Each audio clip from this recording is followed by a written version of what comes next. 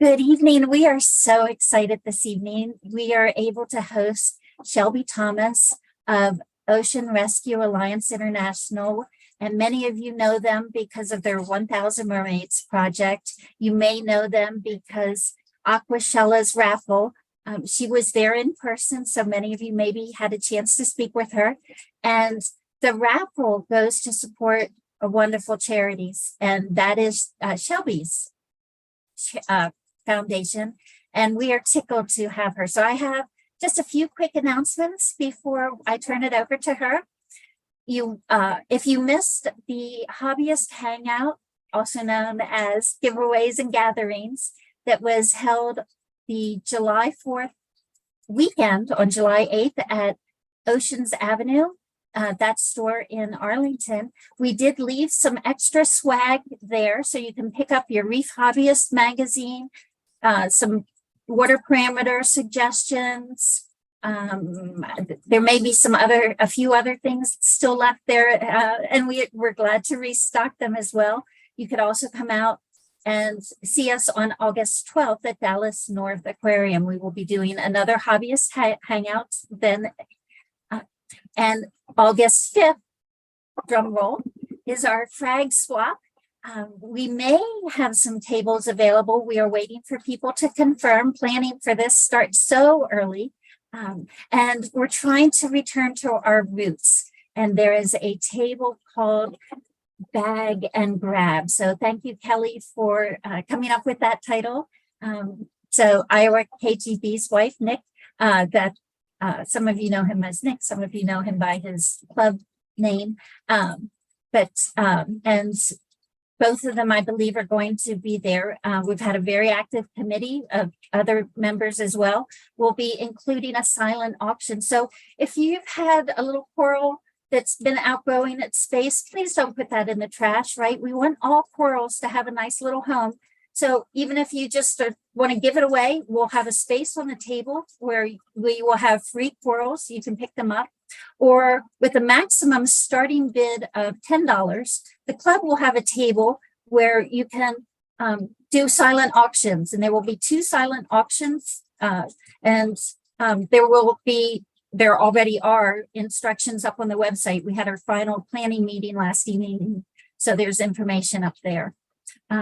Also, our photo of the month, we are doing it in 2-month cycles.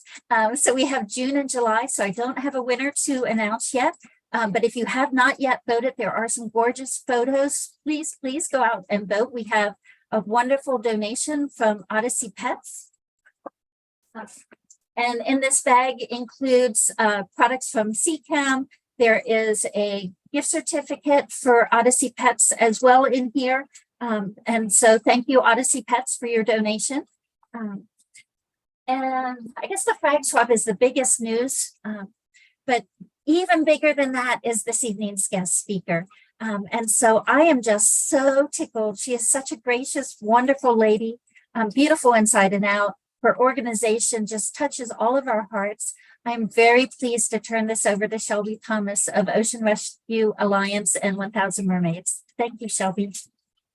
Thank you, Lisa. I'm happy to be on and looking forward to sharing. Awesome. Well, thanks. Nice to meet you guys. You guys can feel free to reach out at any time. I'll have my contact information here at the end of the presentation. And so just a little background, the Ocean Rescue Alliance International, we're a marine conservation nonprofit designing artificial infrastructure for restoration and marine habitat. My name is Shelby Thomas. I'm the founder and CEO. And my formal background, I'm a scientist, marine biologist. I have a background in applied restoration from seagrass, scallops, oysters, mangroves, and corals. And corals have really been my passion and has now been translated into a lot of the nonprofit work that we do to really develop different techniques to scale marine restoration itself. And so we'll just go ahead and get into the heart of it and really what we do. And so as you guys know, maybe from a lot of the aquarium shows, we really try to find different ways to scale coral restoration, but have a lot of other programs that help create habitat and connect communities together through art. Our fundamental waves of action that we use to contribute to sustainable restoration are really these 6 focuses. primarily focusing on reef restoration itself, where we're developing infrastructure that creates habitat that mimics natural reefs and can help aid in coastal protection, restoration, and then also doing artistic reefs to create ecotourism and further connect the public back to the ocean. And so these artistic sites can really create a custom ability to tell different narratives that can really use that story to connect on a deeper level. Further, at every site, we develop education and citizen science programs to invest the local community and form strategic partnerships and collaborations to continue to conduct sustainable restoration and research at all of our sites. A little of the importance of coral reefs, as many of you guys would know in this industry, coral reefs are one of the most biodiverse ecosystems in the world, provide not only pivotal and important habitat for marine life, but they're also considered the lungs of the ocean. They're attributed not only biologically important for ecosystem services, but have an immense economic value to communities that they serve and coastal protection. Lots of problems plaguing our reefs all around the world, from pollution, ocean acidification, habitat degradation, and even disease, more primarily here in Florida. One of the biggest problems I see as a scientist is this missing connection, and really as a threat not only to marine ecosystems, but nature as a whole. Often things, especially with the ocean, tend to be out of sight, out of mind. People may feel too small that they cannot make an impact, or they're too small to help. And that's kind of coupled with a lack of education and awareness.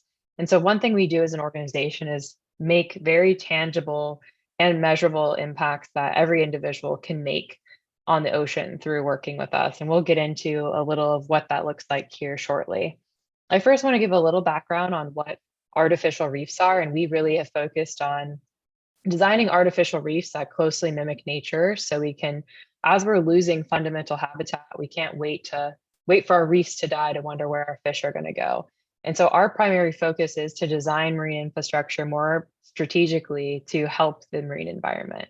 And historically, really artificial reefs have been what you see on the left-hand side of the screen: construction pilings, culverts, ships, let's face it, trash of land.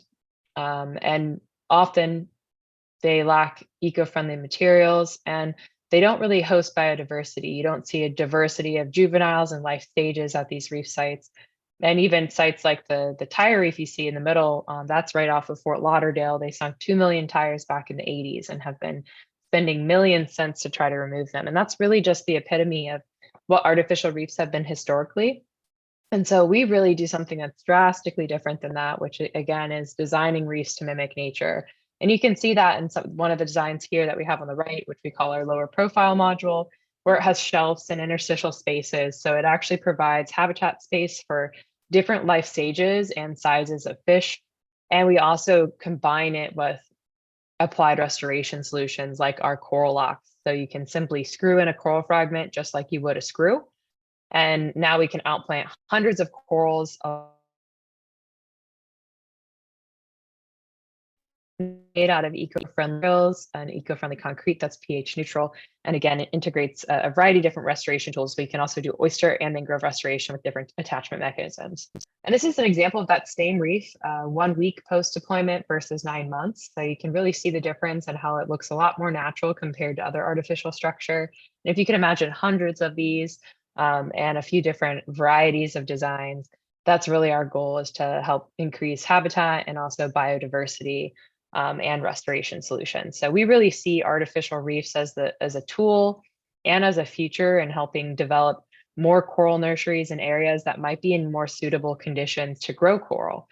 They also can be placed in areas that are in need of coastal protection instead of doing beach nourishment. And so that kind of leads into some of the other applications that we're doing with artificial structure. So we really build artificial reefs and structures themselves to address these really 5 segments: coastal protection, restoration of corals, oysters, and mangroves, fish habitat, aiding in biodiversity, and ecotourism with the art side.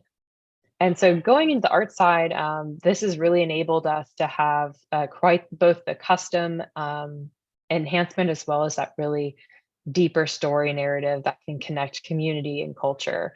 And so one of our biggest projects is called the 1,000 Mermaids Reef. And here you can see on the screen us 3D scanning this mermaid into a 13-foot tall mermaid that we have sunk underwater in West Palm Beach. We also take those digital assets, so that scan you see on the left-hand side of the corner of the screen, and we actually make virtual and augmented reality so people could dive these sites from anywhere in the world. And we really want to help increase not only accessibility to marine resources, but bringing awareness in unique ways that will help compel and also get people invested into becoming part of the solution. So we have lots of abilities to do that, the public art side, and also we do memorial reefs. So one of the memorials you can see on the right-hand side of the screen, every single structure still has a habitat value. So we won't only strictly do a sculpture, everything will still have habitat or restoration applications. And one of our most passionate art initiative that I'm excited about is our reef in Mexico, which is a Mayan themed reef where we're actually working with Mayan natives to do a serpent deity called the Cluclan. And that's really beautiful because we're able to really come in and connect to a culture in a new way and bring awareness to that culture and immediately serve that community as this is guided by the community. So we could really get in depth with how we craft a narrative to be very impactful to the local area and also create more of a corporate responsibility for these hotels and coastal developers that constantly exploit these resources and benefit from these resources on a daily basis. Especially here in Florida, a lot of our revenue and comes from tourism and our beaches, and often a lot of these entities are not contributing to maintaining and doing restoration. So doing art and being able to do dive sites that can be right off of hotels, it gives more of an incentive to become part of the solution in a very customizable way. And this also applies to people. We believe that doing these memorial reefs also gives a whole nother aspect to connect to communities and make it more personal and intimate, right? If somebody had never seen the ocean but lives in Montana and their grandmother had a family reef, they might think a little bit more of their actions and impact on a daily basis. So we have everything from adopt a coral at $20 to create your own plaque that we outplant coral around, to you can even create your own reef or a custom art reef. So there's a variety of levels of engagement where you can make a very direct, tangible, and measurable impact on the ocean. And we always encourage people to get creative. And one pivot that we've kind of been taking is approaching municipalities and really trying to engage the community at large through this. And what we do is try to what I call stakeholder match, where we'll come in and create partnerships with local municipalities and then encourage businesses to become part of the solution as well. And then we integrate programs to connect the community further. And so the Hollywood Artificial Reef site is actually a continuation of our 1,000 Mermaids project, but we have a few other art sculptures there as well. And the city of Hollywood was actually our first fully funded city reef. On the left of the mermaid here on the left picture, and then also on the right, us doing an underwater handshake to building more reefs together. So it's been really a blessing to work with them and just having a city recognize the value of those marine resources and actually actively contributing to not only their protection and conservation, but helping develop more, nursery sites and artificial reef sites that will help the community and the environment together. And so this site we recently deployed last year, and we're actually looking forward to doing another about 100 structures with them coming soon. And further, after all those sites are established, we develop citizen science and education programs to really engage the community through a variety of workshops, beach and dive site cleanups, monitoring, and restoration efforts. We have a variety of different STEM programs that can really engage not only youth, but all ages of people. Again, we're really wanting to increase accessibility to marine resources. So we're immensely excited to have some near-shore snorkel reefs coming soon. Right now, all of our sites are dive sites. So they're open water, easy dives. Our most shallow site is at 35 feet, but we're getting ready to put in some reefs that are at 10 to 25 feet. So that's very exciting because we can really increase that accessibility to the community and run some more of these programs, and you don't have to be a diver to do so. One of our citizen science programs here in Florida is called the Coral Rangers. And that's where we work with a lot of middle and high school students to teach about marine conservation very tangibly. And that actually really ties to the hobby. So we use tools like fragmenting, which is what we also do for coral restoration on the reefs. And you guys also do that in the hobby. And so we really value using this not only to capture the beauty and biodiversity of corals, but also how we can scale different restoration techniques. And even on that, I didn't get too much into science on this presentation, but we actually go through and use different applications, from doing sexually reproduced corals that we recruit larvae and small juveniles and outplant those. We also do really the asexual version of fragmenting corals, but also pulling corals from different genotypes. So we're making sure we get biodiverse communities represented as we outplant. So we never do too many fragments of the same coral, just so we can have that species and genotype diversity for more resilience in the long run. But that's something that we also teach about within this Coral Rangers program. So students kind of get exposed to not only the different opportunities within marine conservation, but what they can do as an individual. A little on the restoration side, this is one of our technologies called the Coral Lock. So again, you can simply screw it in. It's a frag plug with a thread at the end. We've considered bringing this potentially to the hobby eventually, but really, we're focused on a lot of the restoration in the ocean. I'm sure this could be very applicable for having it integrated into rocks and not having a lot of your sticks or SPS fall off in the process, so you can easily move them back and forth and secure them. Could be a potential in the future, but go ahead. Can I ask just a quick question? Are all of your coral locks the same size? When I was looking at your earlier 5 by 5 foot, 3,500 pound sculpture, and that was wonderful, by the way, with all the little flow throughs and everything. Are they all the same size? Because that almost seemed like the size of my palm. So those ones were about 1.5 to 2 inch. We actually have a whole diversity of different designs, different shapes. We make ones for large boulder corals as well that are even 10 to 15, 20 inches in diameter. They're not all circular. We have even bases for recruiting larvae that have ridges and look more like a brain coral surface area. But the standard lock is kind of about 1 inch to 2 inch, like you see on the left-hand side of the screen. And then we developed bases like the one you see in the middle of the screen that mimic different reef morphology, or different coral morphology. So this one was made for Orbicella fabulata, which is what you see in the center of the screen, specifically because it's a boulder coral. And so you can almost provide that skeletal foundation, and then putting out the same genotype, they're able to recognize each other and fuse and actually create a larger, more reproductive coral more quickly. Because you can imagine taking one of those fragments to get to that size could take decades for this species specifically. And so we've been doing a lot of really innovative research. Sea urchins can live under, so they can help maintain the algae. And we'll make bases that have spikes coming out so parrotfish can't predate upon the coral. So we make very modified designs to really help increase survivalship of the coral. And then, over on the right-hand side of the screen, we had assisted migration study conducted with the University of Miami with staghorn, where we put these more up north towards West Palm. So we've been part of a lot of really novel, pushing the cutting edge research side, and we're looking forward to seeing how this really evolves. And one thing I like to end with is this kind of envisionment of what we could transform our coastal environments to, and developing infrastructure that protects coastlines, creates marine habitat, and aids in restoration, but also can connect communities together through art.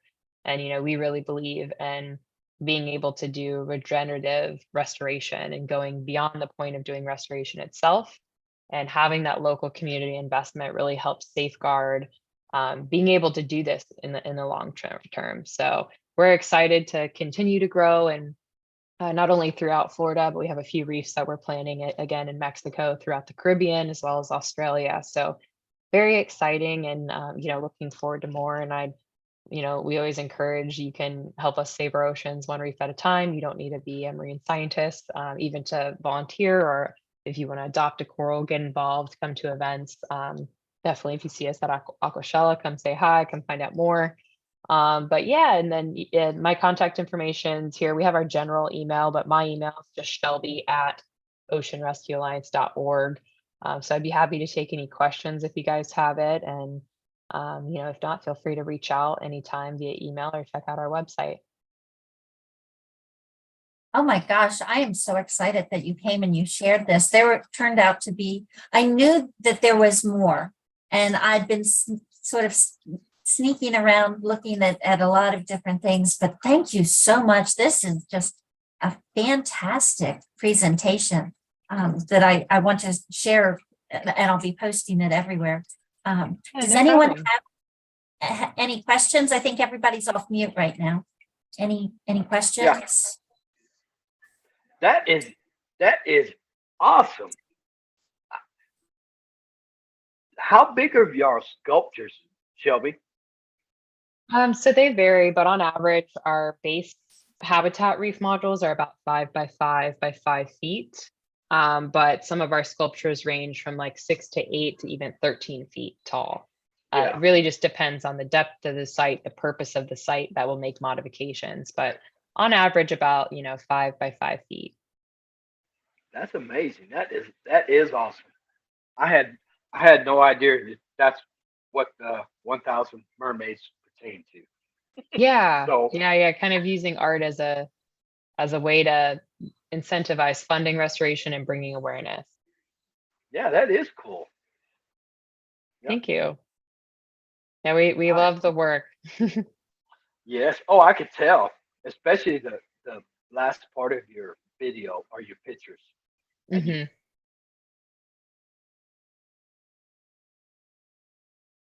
I think he froze up a little bit.